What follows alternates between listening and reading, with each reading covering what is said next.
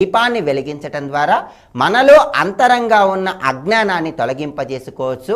మన శరీరంలో దీపం రూపంలో జ్యోతి రూపంలో ఉన్నటువంటి పరమేశ్వరుడి యొక్క అనుగ్రహాన్ని సులభంగా పొందవచ్చు. కనుక ప్రతి ఒక్కరూ కూడా కోటి దీపోత్సవంలో భాగస్వాములు కండి. భక్తి టీవీ ప్రతిష్టాత్మకంగా నిర్వహిస్తున్న ఈ కోటి దీపోత్సవ కార్యక్రమంలో కనీసం ఒక్క దీపాన్నైనా సరే వెలిగించండి.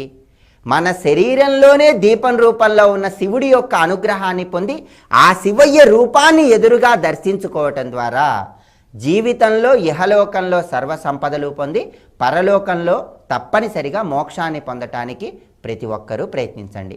ఆ విధంగా దీపాన్ని వెలిగించినట్లయితే పరమేశ్వరుడు జ్యోతిర్లింగ స్వరూపుడు. అందువల్ల జ్యోతిర్లింగ స్వరూపంలో ఉన్నటువంటి ఆయన అనుగ్రహాన్ని పొందటానికి ప్రతి ఒక్కరూ కూడా దీపాల వరుసలో ఉన్నటువంటి రకరకాల దీపాలను తప్పనిసరిగా వెలిగించాలి.